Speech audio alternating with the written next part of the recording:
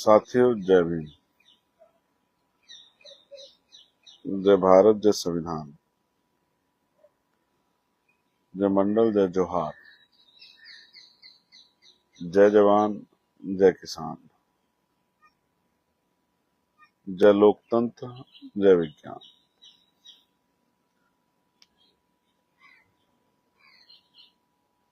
मैं सुबह सुबह लाइव इसलिए हूं क्योंकि रात के मेरे कदम के बाद मुझसे बहुत सारे सवाल ये पूछे गए कि भैया अचानक से आपने ऐसा डिसीजन क्यों लिया। आप सुबह में भी बैठ सकते थे, रात में वहां अकेले सोना और कई तरह की मुसीबतों का सामना करना ये ठीक निर्णय नहीं। मैं आपकी बात से सहमत हूं, बिल्कुल आपकी बात सहमत हूं, मैं इसको मना नहीं कर रहा हूं। लेकिन जब तक आप मेरे मन को नहीं जानोगे तब तक मैं 100% कह सकता हूं कि आप कहोगे कि आपकी बात सही है। लेकिन जब आप मेरे मन को देखोगे, मुझे सुनोगे, मेरी मनोदशा को समझोगे तो शायद फिर आपको एहसास होगा कि मैं ये क्यों कर रहा हूं। क्योंकि कल जब प्रोटेस्ट चल रहा था तो जहां जहां नौजवान आक्रोश में थे या जहां जहां लाठीचार्ज हुआ, जहां जहां मेरे पास खबर आई, मैं वहां गया और पुलिस और बच्चों के बीच में खड़ा होकर मैंने पुलिस को कहा कि आप लाठी मत चलाओ, और बच्चों से भी कहा कि वो शांति बना के रखें। और इसमें हम बड़े पैमाने पर सफल भी हुए बच्चों को समझाने के लिए। और जब पुलिस ने देख लिया कि इनकी बात बच्चे मान रहे हैं तो फिर उन्होंने भी अपने व्यवहार में, कई बार तो ऐसा लगा कि उनको आदेश थे कि लाठीचार्ज करो, फिर भी उन्होंने इस चीजों को संभाला। लेकिन जहां जहां हम लोग नहीं गए वहां वहां इस तरह की स्थिति बनी। लेकिन हुआ क्या कि वहां फोन काम नहीं कर रहे थे, जैमर लगे हुए थे। और दूसरा, जैमर के बाद उन्होंने नेट को जो है उस तरह से डिस्टर्ब किया हुआ था कि नेट नहीं चल रहा था। फिर मैं ऑफिस चला गया। तो कुछ साथियों से बात की, मीडिया के साथियों से, और बाकी सब साथियों को इकट्ठा करने का होने का इंतजार किया। कई जगह पे साथी पकड़े हुए थे, वहां अधिकारियों से बात की। लेकिन 10 बजे के लगभग जब मैंने वो वीडियो देखी, वो बर्बरता देखी, वो जुल्म देखा, और मेरे पास ये भी रिपोर्ट है कि 2 बच्चे, बड़े, एक लड़का एक लड़की है, जो बड़े सीरियस हैं, हॉस्पिटलाइज है। मुझे ये नहीं पता कि वो उनकी कैसी हालात है। तो जब मैंने वो बर्बरता, अन्याय, लाठी, आप बच्चों को रोकने के लाठी पैर पे भी मार सकते हो, लेकिन आप अपने सरों पे मारी लाठी। और कुछ लोग बिना वर्दी के, इसी तरह के नौजवान टाइप लोग हैं, वो जो हैं लाठीचार्ज कर रहे हैं।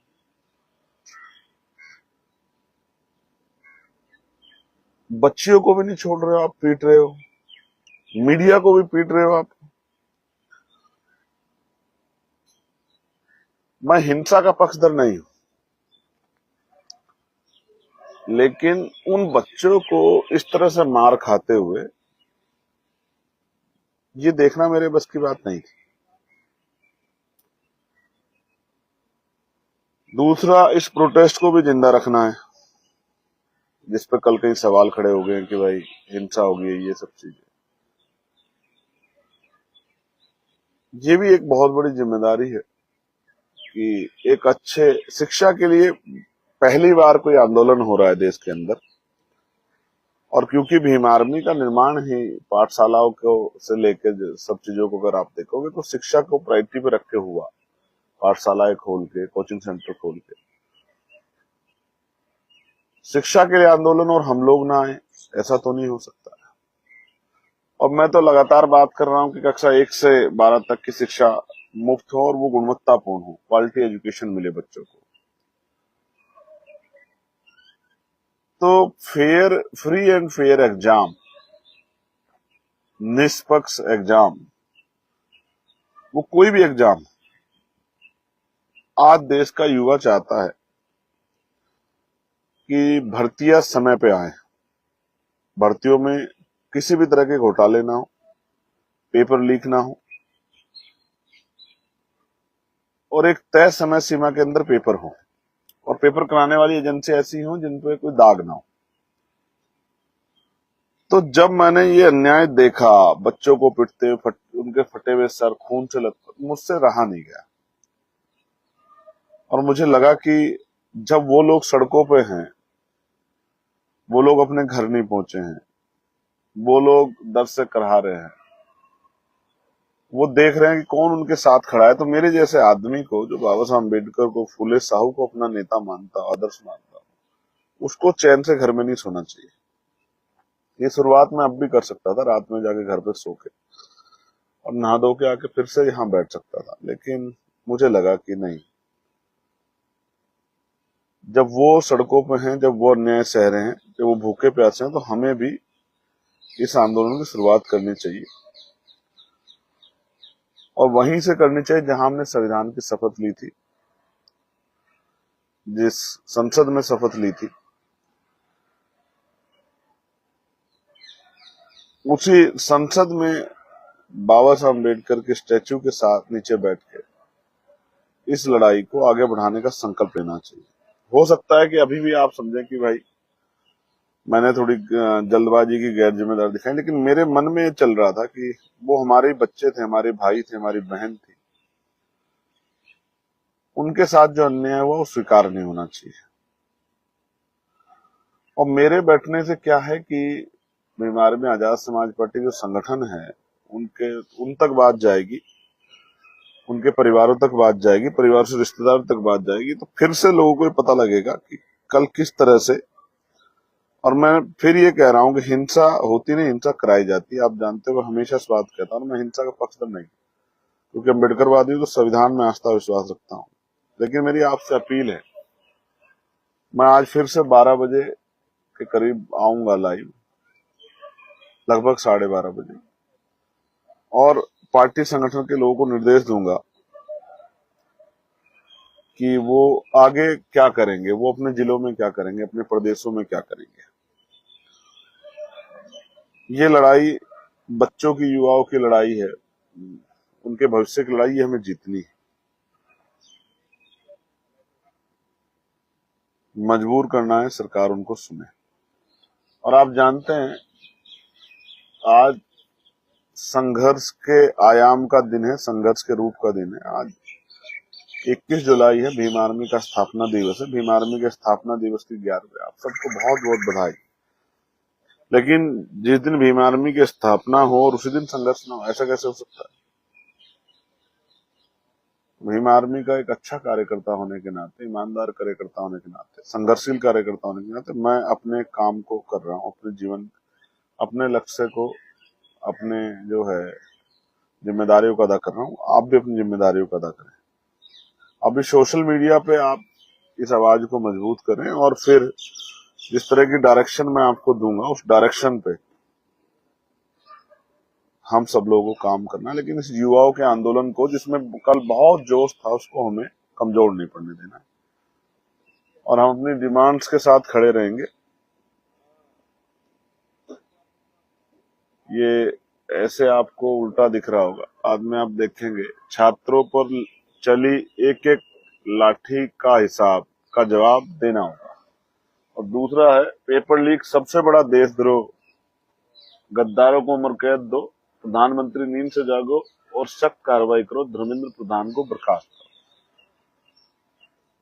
मैं एक सच्चा भारतीय नागरिक होने के नाते, जागरूक भारतीय नागरिक होने के नाते अपने कर्तव्य का निर्वहन कर रहा हूँ। आपको भी करना चाहिए, पूरे देश को करना चाहिए, देश के युवाओं के लिए, आने वाली पीढ़ियों के लिए, जालिम हुकूमत के अन्याय को रोकने के लिए और ये बताने के लिए कि वो जंतर मंतर था, जलियांवाला बाग नहीं था। कल आपकी के इशारे पे पुलिस ने और जो फोर्स आपने लगाई थी, उन्होंने ऐसा सलूक किया युवाओं से, विद्यार्थियों से, छात्रों से, बेटियों से, बेटों से, जैसे आतंकवादियों के साथ किया जाता है। ये मुझे स्वीकार नहीं, मुझे औरों का नहीं पता, लेकिन एज ए भारतीय जागरूक नागरिक मुझे स्वीकार नहीं, एज ए अम्बेडकराइट मुझे स्वीकार नहीं। और जो चीज मुझे स्वीकार नहीं है, मैं उसके खिलाफ लड़ना जानता हूं। आपने मुझे वोट देके यहां लड़ने के लिए भेजा है, तमाशा देखने के लिए नहीं, तो मैं लड़ूंगा इसलिए क्योंकि आपको बहुत उम्मीदें हैं इस आंदोलन से कि यह आंदोलन अपनी जिम्मेदारी को अदा करेगा, और मैं अपनी ड्यूटी कर रहा हूं। मेरी जान भी उतनी कीमती जितनी उन बच्चों की जो हॉस्पिटलाइज हैं या कहीं पकड़े हुए हैं या कहीं सड़कों पर बैठ के अभी भी आंदोलन चला रहे हैं, जिनके पास उम्मीद थी, कल तक उनकी उम्मीद नहीं टूटनी चाहिए। इसलिए हम लोग इस आंदोलन को आगे बढ़ाएंगे। और मैं फिर कह रहा हूं, जब तक मैं यहां बैठा हूं यहां चलाऊंगा, और अगर मैं जब बाहर जाके चलाने की बात करूंगा तो पूरे प्रदेश में, सारे प्रदेशों में जाके, देश भर में जाके, उत्तर प्रदेश के हर एक जिले में जाके चलाऊंगा। याद रखना मेरी बात। मैं भीम आर्मी आजाद समाज पार्टी कार्यकर्ता हूं। मेरे पास इतना बड़ा संगठन है कि हर दिन एक जिले में जंतर मंतर बनेगा। आप मेरी बात को याद रखना। मैं हुक्मरानों से कहना चाहता हूं, एक बार घर में बैठ के सोचना। वो भी किसी के बच्चे थे जिनका कल खून आपने बहा, और वो क्या सीख के गए, क्या लेके गए। वो किसी पार्टी के वर्कर नहीं थे, मैक्सिमम लोग स्टूडेंट थे। आपने क्या दिया उनको और वो आपको क्या देते हैं, उनकी नजरों में आप कहां पहुंचे, ये आपको जवाब जो है आने वाले समय में जनता देगी। धन्यवाद। मुझे अपनी बात रखनी थी, इसलिए मैंने आपको बताया। मैं 12 बजे के बाद फिर से आपके बीच में आके बताऊंगा कि हम इसको कैसे आगे बढ़ाएंगे। जय भीम, जय भारत, जय संविधान, जय मंडल, जय जोहार, जय लोकतंत्र, जय विज्ञान, जय जवान, जय किसान। आप सबके लिए मंगल कामना। मैं आपका भाई चंद्रशेखर।